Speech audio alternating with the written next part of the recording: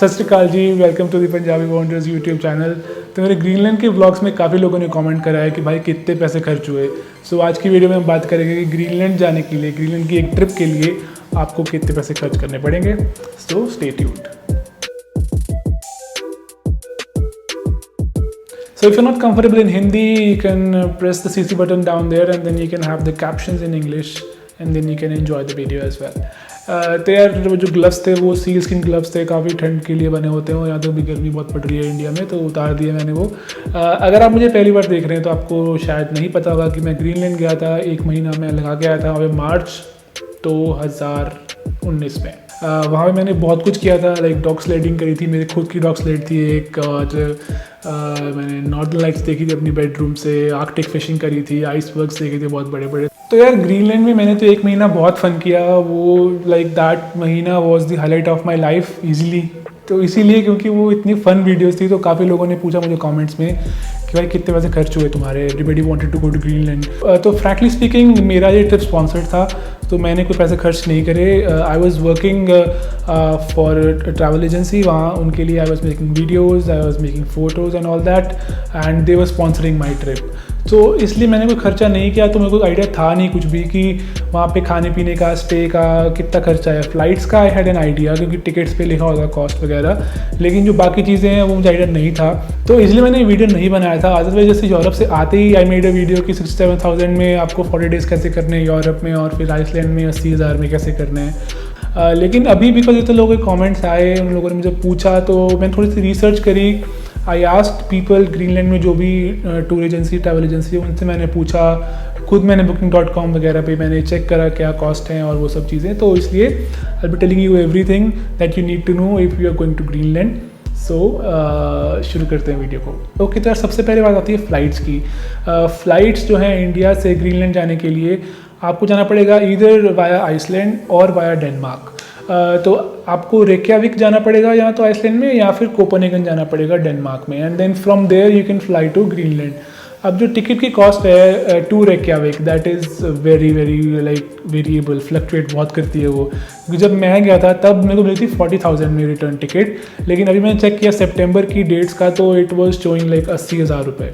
ठीक है, तो जो कोपेनहेगन है दैट इज़ सेफ़र, मतलब कोपेनहेगन की टिकट 50,000 को मिल जाएगी आपको। अब यहाँ से कोपेनहेगन से you have to go to Greenland. Greenland में 2 ही मेन एयरपोर्ट्स हैं, कंगलुत्सवाक और इल्युलिसैट। कंगलुत्सवाक आप जाएंगे अगर, तो वहाँ पे कुछ है नहीं ज़्यादा खास करने को, वहाँ पे आइस कैप है, तो you can go and camp on the ice cap. लेकिन जो मेजर चीज़ें हैं जैसे आइस फिशिंग है, डॉग स्लाइडिंग है, उसके लिए आपको have to come to Ilulissat and then maybe go further north to Uummannaq as well. तो इसीलिए मैंने फ़्लाइट चेक करी, कोपेनहेगन टू इल्युलिसैट और रेक्याविक टू इल्युलिसैट। तो दोनों का कॉस्ट जो है वो सेम है, 1,30,000 रुपये। जब मैं गया था तब it was 80,000 rupees return ticket, लेकिन अभी सितंबर के लिए इट वॉज शोइंग 1,30,000। तो 1,30,000 प्लस आप 50,000 जाएंगे कोपेनहेगन, तो उसका कॉस्ट यहाँ पे अगर आप जाएंगे रेक्याविक तो 80-90,000 उसका कॉस्ट, तो हम ले लेते हैं 2 लाख रुपये ऑन एन एवरेज। 2 लाख रुपये आपका इल्युलिसैट पहुँचने का लग गया। अब इल्युलिसैट से if you have to go to Uummannaq for dog sliding, for ice fishing, जहाँ जो भी नॉर्दर्न लाइट्स और जो भी चीज़ें करने के लिए, तो ग्रीनलैंड में ऐसा है कि सेटलमेंट्स बहुत दूर दूर हैं और टेरेन ऐसा है कि कोई रोड्स नहीं है और कोई रेल भी नहीं है, कुछ नहीं है, तो सिर्फ एक ही ज़रिया जाने का, दैट इज़ बाय एयर। तो यहाँ के लिए आपको जो फ़्लाइट्स लेनी पड़ेंगी डोमेस्टिक, उसका कॉस्ट अराउंड 25,000 रुपये पड़ेगा। तो 2,25,000, 2.25 लाख रुपये में आपकी फ़्लाइट्स ही पड़ेंगी सिर्फ एक बंदे की। अब बात करते हैं स्टे की। तो ग्रीनलैंड में आपको हॉस्टल्स नहीं मिलेंगे बिकॉज यहाँ पे बहुत कम लोग जाते हैं, तो बैकपैकर्स तो बिल्कुल ही नहीं जाते हैं, तो इसलिए हॉस्टल्स नहीं मिलेंगे आपको। आपको होटल्स मिलेंगे, या फिर अगर नाम में हॉस्टल लिखा भी होगा तो भी आपको पूरा का पूरा रूम मिलेगा। जैसे इल्युलिसैट में आई स्टेड इन हॉस्टल, उसका नाम हॉस्टल था, लेकिन मेरे को एक रूम मिला था, उसमें बाथरूम था, उसमें किचन था, सब कुछ था।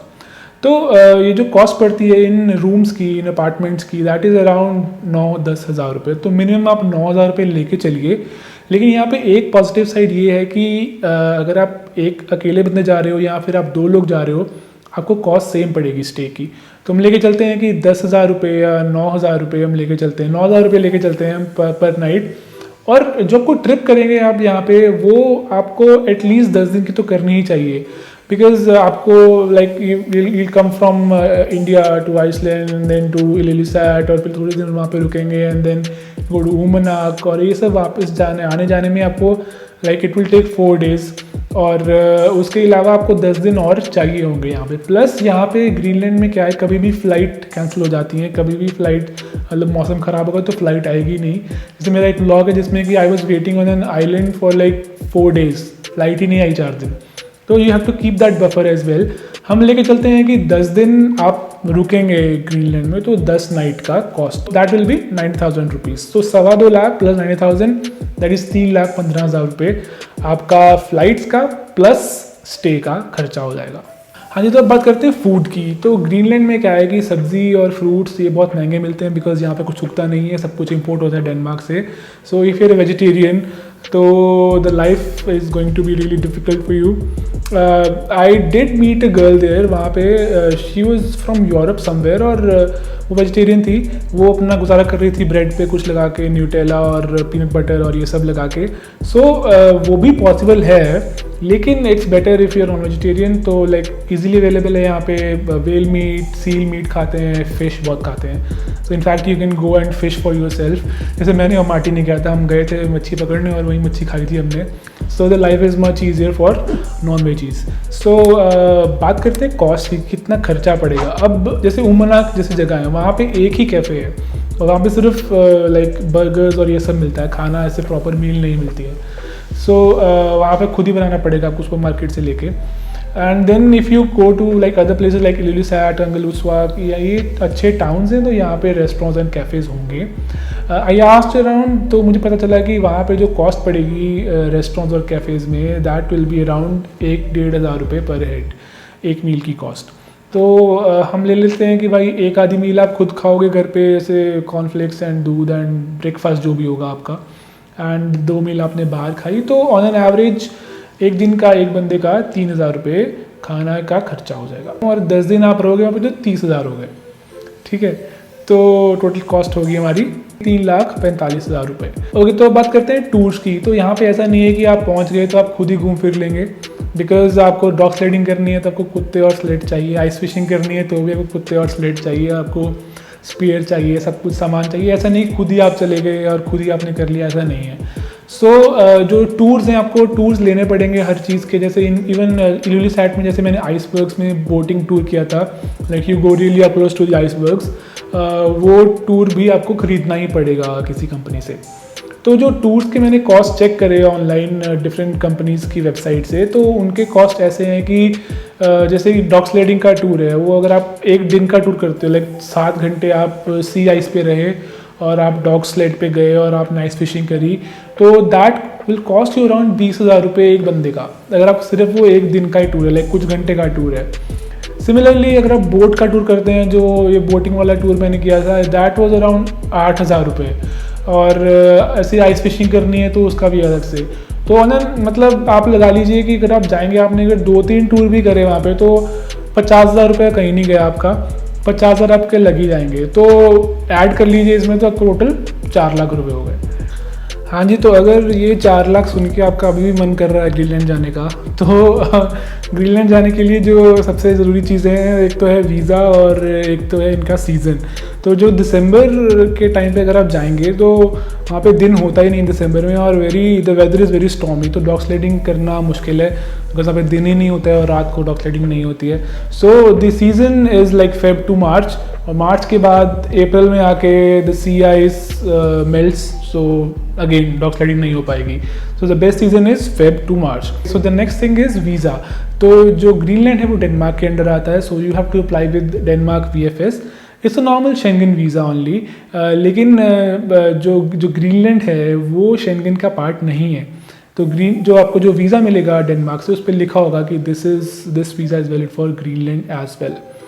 लेकिन make sure you apply for multiple entry Schengen visa, because एक बार आप डेनमार्क से चले गए ग्रीनलैंड और फिर आपको वापस फिर आना है डेनमार्क, तो आपको नहीं आने दिया जाएगा अगर आपका वीज़ा सिंगल एंट्री है।